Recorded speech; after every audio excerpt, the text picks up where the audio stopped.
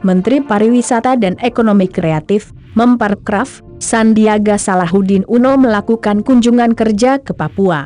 Dalam kesempatan tersebut, Sandiaga mengunjungi Kampung Yoboy yang berada di Distrik Sentani, Jayapura, Papua, Senin, 21 September 2021.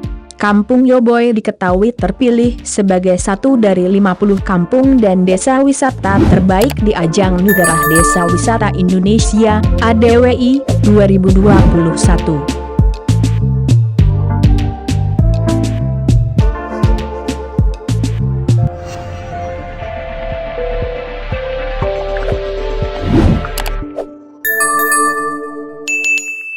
Dapatkan berita update dengan mengklik subscribe, lonceng dan berikan komentar.